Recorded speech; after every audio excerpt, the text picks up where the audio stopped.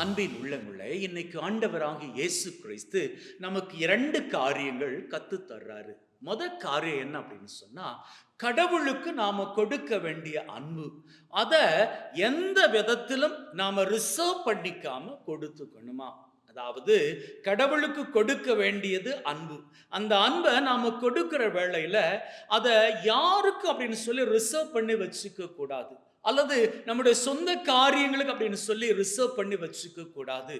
நம்முடைய நேரமாக இருக்கட்டும், நம்முடைய வேலையாக இருக்கட்டும், எல்லாவற்றையும் விட்டு விட்டு கடவுளுக்கான அன்பை முழுசாக கொடுக்க நாம விரைந்து போகணும். உதாரணம் சொல்றேனே, இப்போ நீங்களே இருக்கிறீங்க, நீங்க டெய்லி சர்ச்சுக்கு மாசுக்கு போற ஒருத்தர் அப்படின்னு வச்சுக்கோங்களேன்.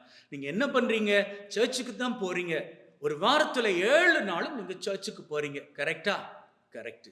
அப்போ நீங்க சர்ச்சுக்கு போற வேளையில ஆண்டவருக்கான நேரத்தை கொடுக்குறீங்க, அவருக்கு நீங்க கொடுக்கக்கூடிய அன்பை கொடுக்க போறீங்க. அப்படி அந்த அன்பை கொடுக்க போகின்ற வேளையில அந்த அன்பை நீங்க முழுசா கொடுக்கணும். நீங்க முழுசா கொடுக்கிறவர் தான். ஆனா கொஞ்சம் உங்களே நீங்க செக் பண்ணி பார்த்துக்கோங்க. நீங்க திருப்பலி ஆரம்பித்த வேளையிலிருந்து அந்த திருப்பலி முடியும் வரைக்கும் உங்களது எண்ணம் எங்கு இருக்கிறது? திருப்பலியில இருக்குதா?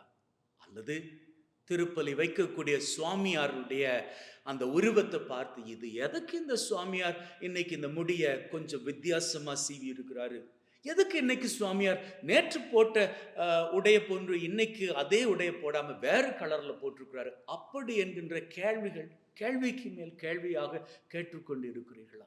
அல்லது போனால் இன்னைக்கு ஏன் இவ்வளவு பேர் வந்திருக்கிறாங்க, அல்லது இன்னைக்கு ஏன் ரொம்ப பேர் வரல அப்படின்னு எல்லாம் சொல்லி நீங்க உங்களுக்குள்ளே குழம்பி கேள்விக்கு மேல் கேள்வி கேட்டுக்கிட்டு இருக்கிறீங்களா? அல்லது போனால் இன்னைக்கு திருப்பலி முடிஞ்சதும், இந்தா பக்கத்து வீட்டுக்காரி எப்போ போய் வீட்டை தட்டினாலும் அவள் திறக்கிறாளே இல்லை, ஆனா இன்னைக்கு சர்ச்சுக்கு வந்திருக்கிறா, அவளுக்கு கொடுத்த அந்த கடனை எப்படியாச்சும் பூச முடிஞ்சதும் கேட்டு வாங்கிடணும், அப்படி என்கின்ற நினைப்புல இருக்கிறீங்களா? இதெல்லாம் ஏன் நான் கேட்கிறேன் அப்படின்னு சொன்னா, யாரையும் குறை சொல்லுவதற்காக இல்லை. ஆண்டவருக்குன்னு நீங்க கொடுக்கக்கூடிய அந்த நேரம் இருக்குது, அதை கொடுப்பதற்காக வந்துட்டீங்க. அப்படி நீங்க அந்த நேரத்தை கொடுக்கிற வேளையில ஆண்டவருக்குரிய அன்பை கொடுக்குறீங்க.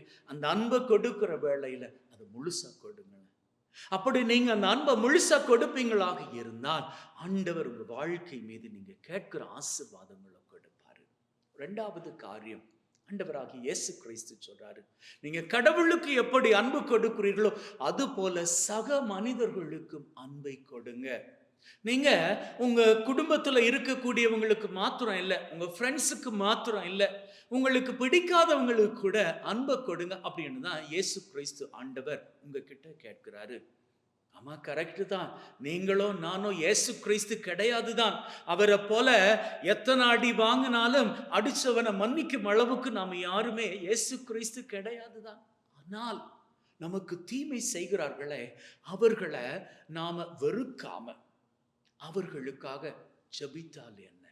அது கூட அன்புதானே.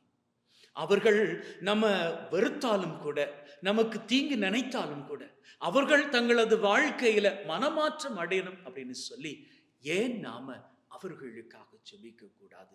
அப்படி நாம ஜெபிப்போமாக இருந்தால் ஒரு வேளையில அவர்கள் தான் மனசு மாறாது போனாலும் கூட, அவர்கள் தொடர்ந்து தீமை நமக்கு செய்து கொண்டு இருந்தாலும் கூட, அவற்றை எல்லாம் மற்றவர்கள் பார்த்து கொண்டு சும்மா இருந்தாலும், மற்றவர்கள் பார்த்துக்கிட்டு கேலியாக நம்மை குறித்து சிரித்து கொண்டு போனாலும் கூட, கடவுள் ஒருபோதும் நம்மை கேலியாக பார்க்க மாட்டார். நம்முடைய பொறுமைக்கும் நம்முடைய மனதுக்கும் ஏற்றபடி அவர் நம்மை ஆசீர்வதிப்பார். உங்களுக்கு மனிதர்களின் ஆசீர் வேண்டுமா? கடவுளின் ஆசீர் வேண்டுமா? கடவுளின் ஆசீர் வேண்டுமாக இருந்தால் கடவுளுக்குரிய அன்பை முழுமையாக கொடுங்கள். அது போன்று மனிதர்களுக்குரிய அன்பையும் முழுமையாக கொடுங்கள்.